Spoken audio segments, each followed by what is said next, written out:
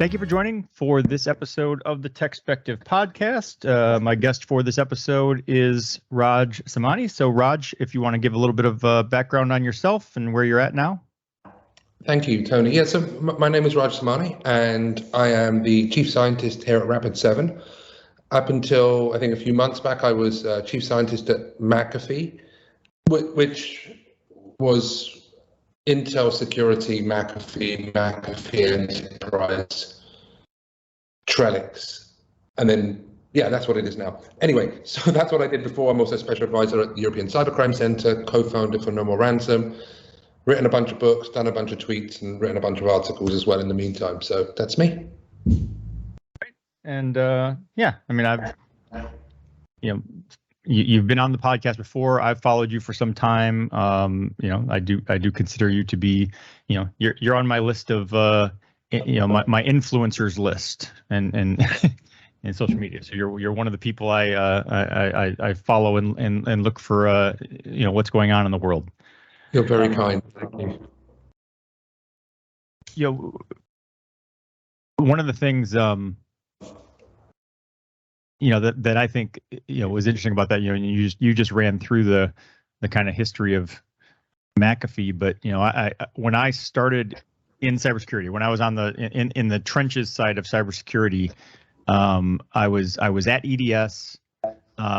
We were doing security for General Motors. I was invited to, join the security team, and our whole function was doing basically managed antivirus. I mean, we were ahead of the curve. We were doing managed antivirus before it was cool. But we started off just doing it for General Motors, and they were running McAfee. And then we actually expanded it and said, we had McAfee, Symantec, Trend Micro, and CA were the four that we dealt with, depending on who the client was, and because we did American Airlines, we did Marathon Oil, and the way we had things set up is we had a relatively small team of people, but we were managing antivirus for 100,000 plus endpoints across these clients, but we just had basically, we had subject matter experts who were focused on really knowing McAfee inside and out, and others who just really knew Symantec inside and out. And then, everyone was kind of like cross-trained to at least oversee all of the platforms. But, but all that to say that it's interesting to me to see today where, Symantec, isn't quite the juggernaut that it once was. Now it's just kind of a one facet of Broadcom, and McAfee has gone through all these iterations, and I mean, on the one hand I could say, well, and it doesn't even exist anymore because now it's Trellix, but I mean, it's just it's just another evolution. But yeah, it's just kind of interesting to me that I got my start with McAfee and Symantec as like those were the things, and now they're kind of like, almost bit players. But I think if you look at how the industry has changed, I think in many ways it's had to adapt and evolve because, certainly when I started in my career, and probably around about the same time as you, which was, well, actually having an antivirus, having a firewall from Check Point, and maybe having an IDS system was all you needed. Actually, sorry, you probably needed an anti-spam solution, but effectively you really needed four products, and it was a fire and forget. You just set up your firewall rules, you deploy your antivirus, and that was it. That should keep you safe against most of the threats. Today, actually, it's certainly more complicated than that, because if we look at how criminals are basically breaking into companies, if we look at like, for example, there was the Cisco case this morning. I mean, that's not an antivirus play, that's not an IDS. So actually, the industry's had to shape and evolve because there are so many more entry points into an environment. And like, if I just look at my mobile device, for example, like I've got like 20 ways that you can communicate with me just on my mobile device. And my mobile device is also being used to unlock my car, by the way. So actually, I think it's had to adapt, and I think it's had to evolve. And I think, I kind of look back to those days where security for me back in the old days was switching off the modem because of PC Anywhere. Because we used to have PC Anywhere on modems, and we used to be like, well, okay, if we switch off PC Anywhere, the modems on people's desks, then actually people couldn't like break into the company in the past. So I think it's had to adapt and evolve. And actually, what I realized is I've just told your whole audience exactly how old I am, which is also quite embarrassing as well. Well, I mean, I agree with you. I mean, and one of the things that's occurred to me recently is, and I need to develop some content around this, but the notion of best practices, like we talk all the time about best practices, and these are the security best practices, and security best practices, like you just said, would basically dictate that the table stakes are you must have antivirus, and we'll call that endpoint protection now. You have to have antivirus, you have to have a firewall, you have to have an IDS, and the thing is, like you just talked about, the attack surface has exponentially expanded. The threat landscape has exponentially expanded.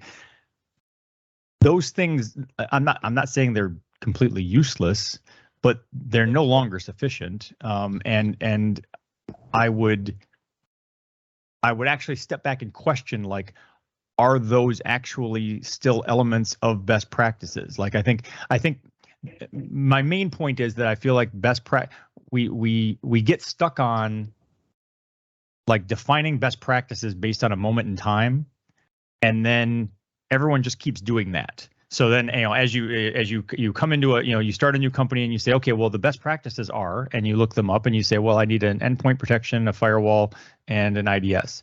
And it's like, okay, well, yeah, 15 years ago, but things have changed. There's a lot of other stuff around.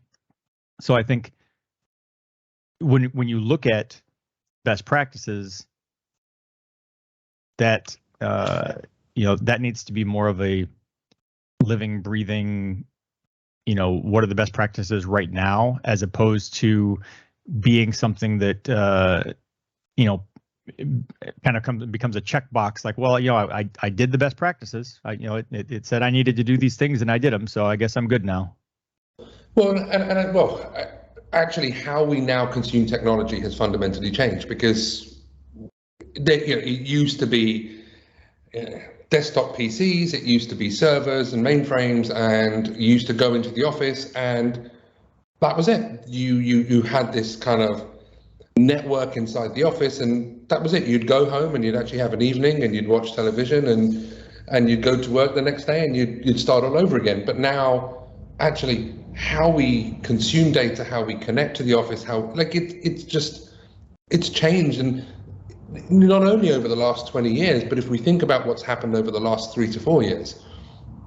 I remember, I think it was 2019, January, and we did a scan of how many OpenRDP systems were there on the internet. And I think it was, I'm going to get the numbers wrong, but it was like 1.5 million OpenRDP systems. And then we checked in March, just as the pandemic was beginning to take hold, and actually was about, I think it was over double that. Because fundamentally, the way that we were consuming technology, the way that we were connecting and we were getting online had to change, because people weren't physically going in. And so this notion of, well, this is best practice, this is what you've got to have, I don't know. I can't imagine a world in which nobody needs AV, but here we are talking about it. I think, well, the thing is, I think that in itself has evolved. I mean, it was antivirus, then it was next gen antivirus, then it's endpoint protection, then it's EDR, and then it's XDR. And so, I can look at an environment and someone can go, oh, well, we don't have antivirus, we have XDR. I'm like, okay. I mean, it's the same thing. It's just as we're talking about the attack surface and the threat landscape evolved, antivirus also had to evolve to at least become more of an EDR solution, if not an XDR, in my opinion. Like, because it's not at this point in time, it's not just viruses, and it's not, it's not just a matter of, oh, well, do you have you applied the latest, signature file update from this morning, and can you protect against these viruses? Now it's, ransomware, and there's a lot fileless attacks, and there's a lot of different different threats that you're facing that you need to protect the endpoint from. Yeah, well, look, there is an element of, there is a lot of, I want to be careful here, but there is a lot of marketing hype around new acronyms that are supposed to save the day. Like, they say there's no such thing as a silver bullet. Well, I'd say there are silver bullet, but not every threat's a werewolf. And in other words, what I mean by that is, hey, look, whether we like it or not, you're still going to need some sort of basic signature-based protection. Because guess what? A lot of the threats out there are just crap that we already know about. I mean, what wasn't it Checkpoint? You do the most prevalent threats in the wild, and I think for 2 years running, it was it was like 2008 and 2009 malware, like stuff that we've known about for like over a decade, and that stuff is still out there. And guess what? If you have a relatively cheap and inexpensive way of filtering that out of your environment, then absolutely do it.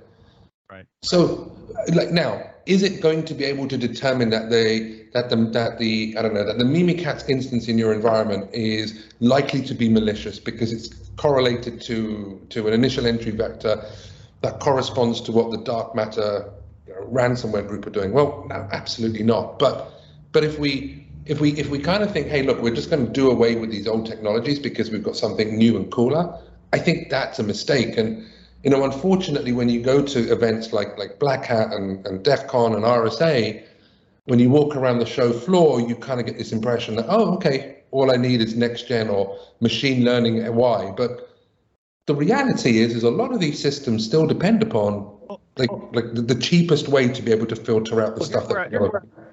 I agree with you from the standpoint of, I'm not like shutting down my firewall. I'm not shutting down, those things, they still have value.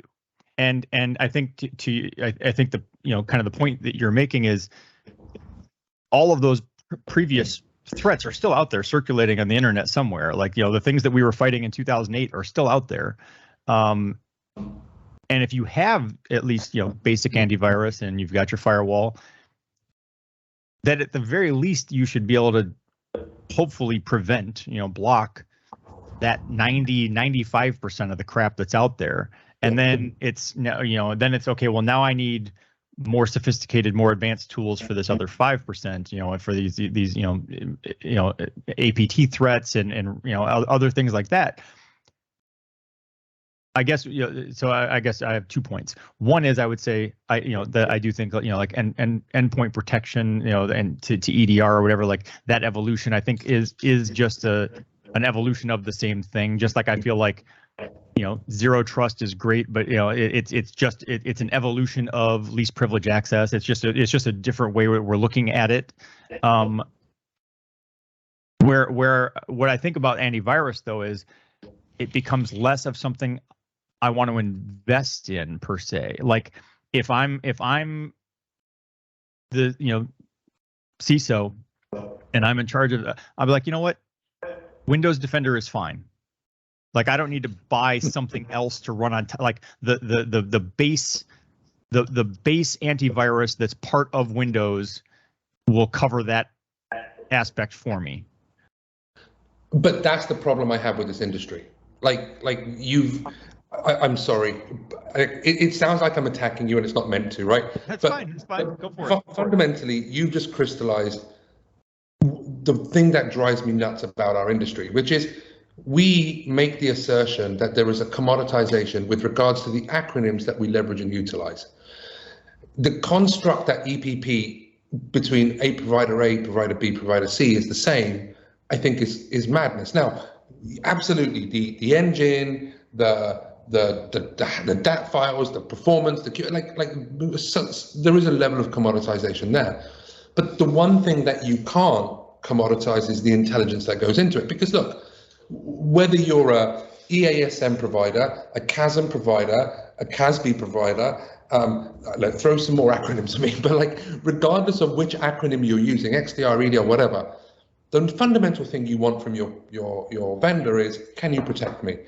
And the intelligence that goes into that product, the efficacy that they have, and the perception of that efficacy isn't something that can ever be commoditized. And part of the challenges that we have is there is this misconception that you kind of go, well, hey, look, EPP is not particularly valuable to me. I'll just go out and get, this because it's free. Well, look, there is no such thing as free, but equally, how can you be sure that actually it's going to provide you the efficacy that you require? Now, that doesn't mean I'm saying what Microsoft and Defender doesn't have the efficacy, but I'm just saying to just make the assertion that I'm going to go for this just because of cost, I think defines everything that is wrong with the industry, because you'll have like procurement divisions going, well, we've got a Microsoft license, that was the E5 license, we've got that, so why don't we just go with this because it's free? Well, okay, but rather than focusing on whether the cost is right, why don't we look at, hey, does it actually fulfill the efficacy requirements that I have upon my business? Absolutely. If it does, fantastic. Then actually you've saved yourself a ton of money. But if it doesn't, at least do the due diligence to verify that. Because if you don't, and you're pulled up in front of Congress and you just go, well, we went with it because it was free. For me as a data subject, that's not a good enough excuse. Right. So anyway, I apologize if it seems like I'm attacking you. And I have to say too that as you were talking, I was thinking about it and I was like, I'm a little bit removed from trying to manage that kind of stuff at an enterprise level. I mean, that's not my day-to-day function. I'm thinking more in line, that my statement was more from the consumer perspective, that I, sitting here in my home office, do not have additional endpoint protection installed, because I'm like, it's fine. It's not significantly different if I spent money, to me. But at an enterprise level, there are things where it's like, well, no, because you need to be able to, you need the oversight, you need to be able to manage it at from a GPO level and those things. And the thing you touched on is, I've actually hit on, I don't know, 3 or 4 times on this podcast and in things I've written, which is that, I do fundamentally have an issue with, and not to just pick on Microsoft, but the E5 license and the concept of they're bundling things, and there is some value to that for some customers to say, look, I need these things. You've put them all together in this one license. Great. Now I have these things. But when they throw in and they say, okay, well, we're also giving you, this security tool. We're also giving you this security tool.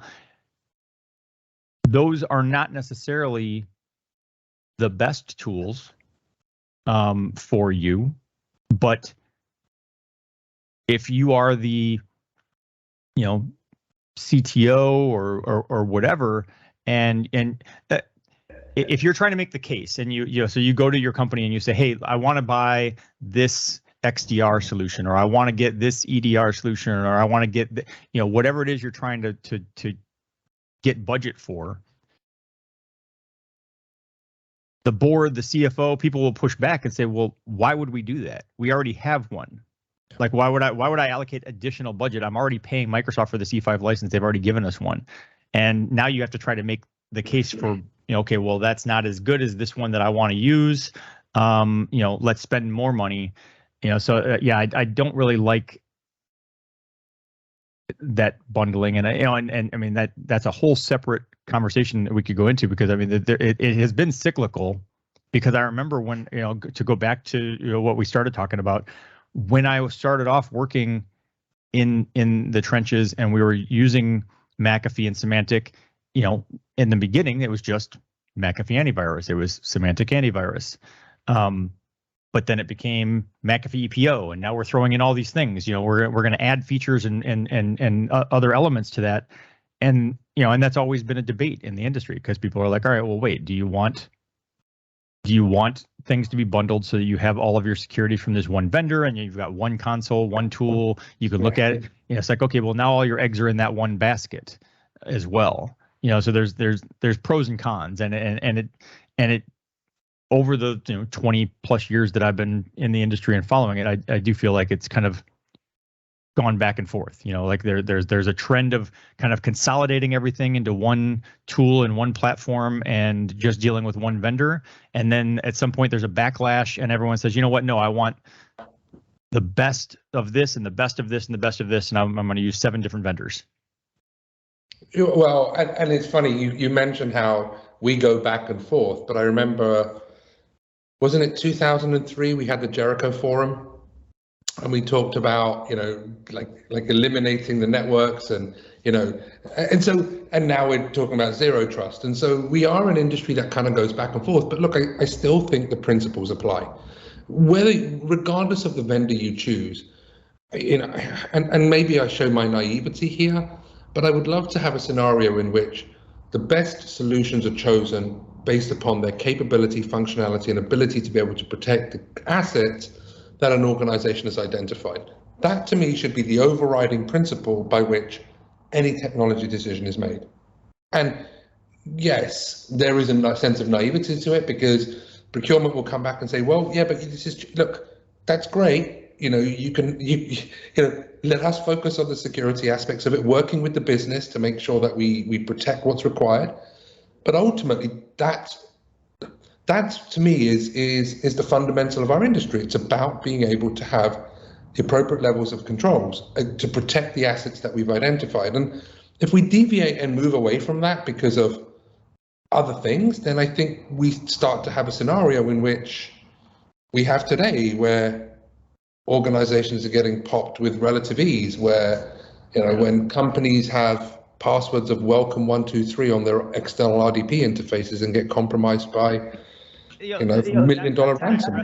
Not to digress too far, but isn't that a little mind-blowing that, it seems like pretty much every year someone comes out with a report of, these are the top passwords, and the top passwords every year are 1, 2, 3, 4, 5, and password.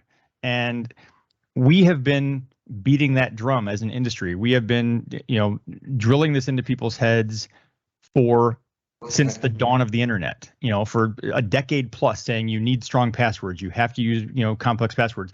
Don't name your password after your dog, and yet that's still a thing. And, and I will say too, that I now do use a password management tool. I've actually used a couple different ones. But my general advice and the way I did things was always have different passwords for the things that matter. But then I would have one throwaway password that I would use across all the things that I didn't give a shit about, because I was like, I don't need to have a unique password every single time I visit a website and they ask me to fill out something just to access the site. I'm like, I don't really care if anyone breaks into that. And I don't want to try to remember 75 different passwords, so that I can get into, PetSmart.com or whatever. It's like, I don't care. But obviously my bank, my credit cards, things like that, I do want, unique, complex passwords. But yeah, I mean, that's still a challenge. So let's tie that in. Let's tie that into the evolution of security, because now there's a big push. Transmit security, is trying to push, getting rid of the password. Microsoft recently had, an initiative to try to get rid of the password, at least on Microsoft related things. So it's like, there is a move to eliminate the password. It's just that is, I guess, somewhat easier said than done. Well, I mean, I remember, when I started in the industry, it was all about, well, we're going to eliminate passwords. It's all going to be single sign-on. Federated identity will be the future. I mean, I think I have 10 times the number of passwords I do today than I did then. So, look, I don't think you'll ever get rid of passwords. Let me put it out there. I'm not very good at predicting things. I mean, I've never won the lottery in my life, so there's evidence of that. But the reality is we're always going to need passwords. I like what the FIDO team came out with, where they came up and they said, well, look, we will implement the level of authentication based upon the context and the value of the service that you require. So in other words, I don't need to have a password to log into my eBay account in order to be able to watch specific items. But if I want to make a purchase, then guess what? The level of authentication goes up. And I think that, to me, is probably a more viable approach with regards to how we authenticate ourselves for the future. Because, the reality is that the types of systems and assets, like you said, do I need a password to log into PetSmart? Well, if it's not got my credit card details, if I've not got my home address, and it's just used to track the number of points I have, I'm actually fairly okay with maybe not having a password for that, right? So, but again, the company that sets it up will then set up a mechanism by which you've got to do that. Like, for example, me logging onto this Teams call today took me 14 minutes because the various different Office 365 accounts were clashing with each other, and that was just like, well, all I need to do is talk to Tony. So I think the thing we miss in this industry, and we miss it all of the time, by the way, is this construct of context. We consider every single alert to be the same value, but they're not. We consider every single event, every single incident to be the right same level of context. Likewise, every single system that we use, it's determined to have the same level of context, because I have a password to buy stuff on eBay, and I have a password to be able to, I don't know, log into my PetSmart account. And the industry isn't binary. It's not binary. There's so much in between, and we've got to find ways to integrate context into the decisions so that we can make better decisions. And anyway, I'll get off my soapbox, but that's my rant. Good soapbox. And probably most people know, but I was formerly at Cybereason, and I was part of the reduction in force back in June. Fortunately, what I found was there are a lot of startups, and it actually, even though there are companies, Cybereason and Lacework, and there are certainly companies that laid off a bunch of people, and they've gone into austerity mode because the economy and the market isn't what they want it to be. But there seem to be exponentially more that are aggressively investing and growing or whatever. And so I ended up joining Epiphany Systems, and it's a relatively small young startup, but everything you just talked about is really the focus of what Epiphany Systems does, which is to look at all of the data that's coming from the various tools you have, whether it's CrowdStrike, Rapid7, Tenable, Active Directory, just pulling all of that in, but then trying to analyze that at another layer and say, okay, well, the perspective is you don't necessarily have to patch every vulnerability. You can, you could just look at, well, what are the exploitable vulnerabilities? And then you say, well, you don't even have to patch all those. What are the ones that are being actively exploited? And you say, well, wait, you don't even have to patch all of those. What are the ones that are being actively exploited that would actually lead to a material impact you care about? Just start there, because you might have 10,000 vulnerabilities, but maybe only 75 of them are things that would actually lead to a critical server. Absolutely, and that's the thing.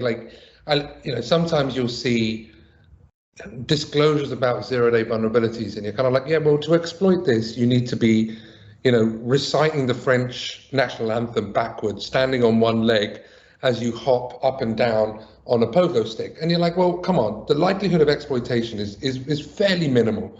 Or likewise, we've seen ones with incredibly crazy CVE numbers where, it's like a 10, but then you're like, well, but it's not being actively exploited. So maybe, and so I think that's what I mean. We assume everything's binary. We assume because it's a 9.6, actually we've got to patch it immediately. Maybe we don't. Maybe what we can do is we can tolerate the risk just for a little bit longer. And that's the point, right, of our industry. The point of our industry is to help enable the business to be successful. But and understanding the context allows us to introduce this sense of pragmatism, which we don't really. I think I'm seeing more pragmatism today because, quite frankly, the number of critical vulns, major campaigns, major scare stories about ransomware over the last 2 years has just been frightening. It is utterly frightening. I remember going on holiday when Heartbleed broke, and it was I think one of the first. And now the kind of major critical vulns, it seems like almost monthly. So we've got to be more pragmatic with regards to how we consider security, because the boy that cried wolf, but eventually the villagers stopped listening to him. Well, another element of security that has certainly escalated in the past couple of years and continues to be one of the most, if not the most prevalent threat is ransomware. So this goes back to your the No More Ransomware initiative and those things, but it fundamentally changes the dynamic of security, because when ransomware first kind of showed up as a concept, it was just a virus. I mean, it was just a different malware exploit that happened to encrypt your data and ask for a ransom. But that has evolved. I mean, to the ransomware that we have today is different than the ransomware we had 5 years ago, and where we're at now,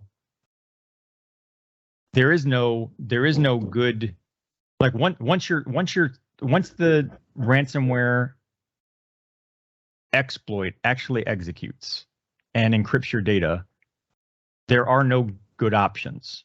Like, you need to be able to detect and stop it before that point. And so we had gone from, hey, we're going to block and prevent everything, to, okay, you're never going to block and prevent everything. Let's just do EDR. We just need to detect and respond faster. Yeah. And that's still valid for a lot of threats, but for ransomware, it's like, no, you kind of do need to prevent it. And because of the way ransomware works now, that, I guess, that does fall into the spectrum of detect and respond. It's just that, the ransomware, the threat actors are generally in your network for some period of time, so they can exfiltrate data, so that they can use it for double extortion. So there are many stages of the ransomware campaign that occur before the actual execution of the encryption, and we need to be able to stop it there. Yeah, but it's hard because, like you said, it used to be a consumer problem, and we now live in a scenario in which time to exploitation can be less than 2 hours. And there's a brilliant site, DFIR report, where they actually share real IR cases from investigations, and they've done a ton in ransomware. And there were some ransomware operations in which, from initial entry to escalation of privileges and lateral movement and exfil of data and the deployment of encryption in the environment, was hours. And that's frightening, to think that actually not only can you encrypt my entire environment, but you can exfil all my data in that level of time. Means that, and this comes back to our first point, which is we now have a need from our security solutions to be able to identify specific artifacts in my environment that may lead to, or that may point to the fact that we have adversaries in the network, and you've got to do it in double time. There are, of course, still the kind of really long ones. I did an IR case a couple of months back, and it turned out the adversaries were in the network for 7 years. So you still get, it was crazy because I remember getting called into that particular case, and they're like, hey, we're seeing some anomalous behavior. And funny enough, it was like, oh yeah, well look, we found the adversaries, and actually it was a nation state, but it was like, yeah, they've been here for 5 years. And then as we began to dig down even deeper, it was like, well, actually no, it's 7 years. And they got so complacent that they just didn't even hide their tracks anymore. And the persistence, and they've maintained so many different persistence within the environment, that it took about 3 months to kind of take the bad guys out of the network, or bad girls out of the network. So yeah, I think, look, the companies have to deal with all of the above, from the kind of rapid escalation of the attack to, yeah, we'll just be here for years and just slowly siphon data out of your network. And that's the reality of the world we live in, which is why just having a EPP, solely an EPP, I think is no longer the viable approach. Actually, you've got to look at it more broadly. When you talk about the rapid escalation, one of the things that occurs to me, and I don't know that this is true, but I wonder if there's like an element of basically like the access brokers, because ransomware has become it's a whole ecosystem now, so there are side companies. It's a whole business environment. So there are threat actors who literally just figure out how to infiltrate networks, maybe do the reconnaissance part up front, and then they're selling that to someone else. So now when I use ransomware as a service to get into that environment, I can escalate faster because someone else has already done the legwork for me to tell me, okay, here's where the servers are, here's where the data is, just go in, grab it, encrypt, and get out. And like I said, that's pure, that's conjecture on my part. I'm just theorizing. No, I think it's viable. I mean, what's interesting was because when GandCrab came out, I think it was like 2016, we were afforded visibility into their environment, and we actually saw, because the way that they actually accounted the affiliate. So what would happen is the affiliate would then be the person carrying out the attack, and they would then track the affiliates based upon the number of infections they had, and then paid them accordingly. And we could see, or rather it intimated to us, that there was sub-affiliates that were also being part and used as part of the attack. And of course, a lot of these affiliates will then go out and buy buy RDP access from RDP shops. And so, yeah, it is a very, very fluid environment. And, affiliates will jump between different ransomware groups. In fact, GandCrab was a great case in point. At 5.4, version 5.4, a lot of the affiliates kind of dropped off, and we were like, oh, okay, what's going on? Why has the number of affiliates for GandCrab disappeared? I think this was March, and then around April, they kind of said, yeah, we're retiring. We made $2 billion, and we're off into the sunset. And then we kind of relaxed and said, oh, great, okay, the number one ransomware group have gone. And then lo and behold, 3 months later, Soda Nikibi appeared, and guess what? A lot of the affiliates that jumped from 5.4 moved to Soda Nikibi. So it is a really kind of fluid environment, and that's the reality. Is I remember I wrote a paper in 2012 or 2013, and it was about cybercrime as a service, and I kind of said, hey, look, this thing about cybercrime as a service is a major issue we need to be concerned about. And Troels Orting, who was head of EC3 at the time, said, you don't require technical skills anymore. You just need a means to pay. And actually, funny enough, 9 years fast forward, that report was just kind of it's exactly what's happening. So it is fascinating. And actually, that's what I mean. This is such a great industry to be in because it's so intellectually challenging. And you have an adversary or group of adversaries that are always pushing your intellectual capacity. And that's a really remarkable industry to be in, I think. One I guess kind of a final thing, starting to wrap things up. But Black Hat is going on right now. Neither of us are there. I actually was invited to go, but declined because I have a hiking trip to Yosemite coming up, and I was like, yeah, I don't really want to get COVID right now. I'm good. I mean, I would love to be there. I missed the events. I actually like Las Vegas, and so I kind of wish I was there. But yesterday at Black Hat, a coalition of companies, of which Rapid7 is part, announced the Open Cybersecurity Schema Framework, OCSF, which I wrote a thing yesterday on for Forbes. I think that's really cool. Are you familiar with OCSF?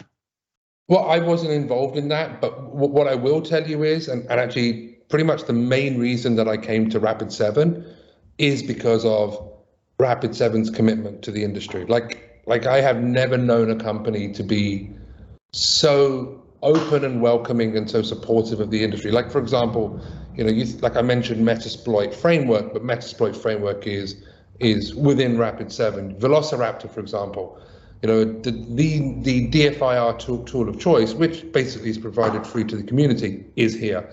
Project Sonar, is here, and Heisenberg, the honeypots, the open data, the ransomware task force. And actually, just 2 weeks ago, Rapid7 is a member of No More Ransom. So, like, honestly, it is a cybersecurity company for the cybersecurity industry, for cybersecurity professionals. And that genuinely, like, that's not me just kind of, there's nobody standing behind me. I think you can confirm that, but there's nobody standing behind me forcing me to say that. Like, that genuinely is the reason I came here, because it was like, well, like, yeah, Metasploit, like, how awesome is that? Or Velociraptor, or Attacker KB, for example, or, there's so many different community projects that it does. And again, I think this is just yet another example of the type of company that it is.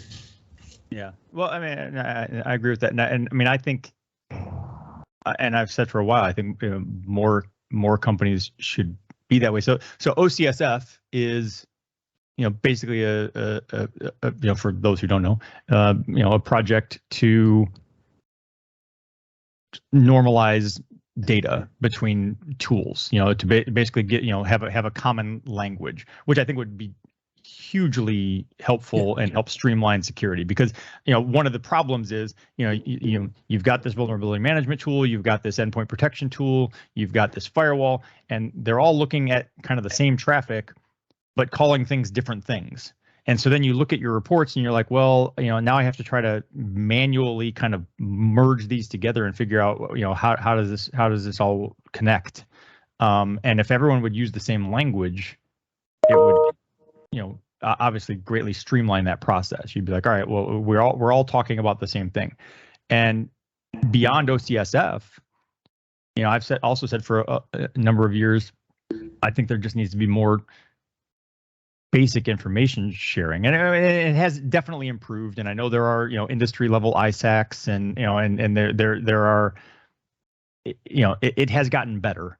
But my perspective is projects like this where you've got Rapid7, with Cloudflare, with CrowdStrike, with Okta, with Palo Alto Networks, all of these companies coming together to do this thing, to normalize, to create a framework to normalize data.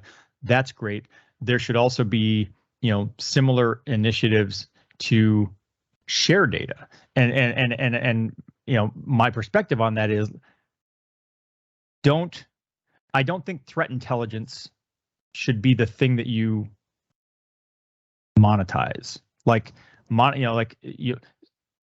you can add your value above that. Like you share the information so that everyone in the world knows what you're seeing, so that we are, so that you're contributing to the greater good of, rather than holding the information as proprietary and being like, okay, well, only our customers get to know about this threat. Like, no, share that information and then provide value on top of that. Find some other way to distinguish yourself from your competitors, but the basic information should be out there for everyone. Well, I mean, that's our competition.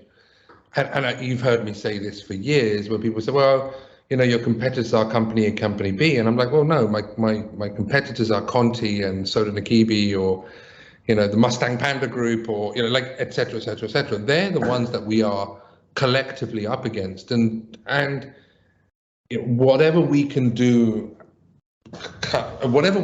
individually, but also collectively, to try to reduce or limit the impact of this. I mean, we live in a world in which hospitals are being held hostage.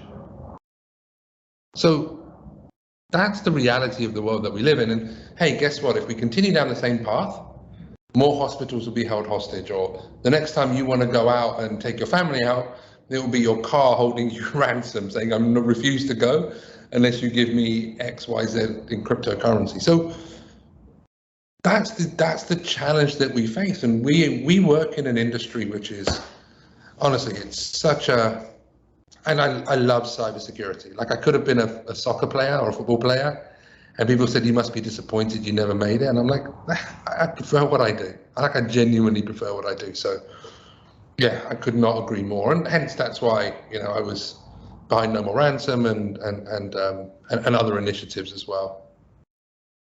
Yeah. Well, kudos to Rapid7, kudos to you. I think, again, those cooperative efforts, I think, are, need to be kind of the foundation of what we do. And then again, there are different features, different ways that you take action on that information or whatever, that you can distinguish yourself from other vendors and monetize there. But yeah, I think the industry as a whole should have that perspective that the other vendor isn't your competition per se. Like, the competition are the cyber criminals, the threat actors, the nation states, and that we're all on the same team trying to defend against that.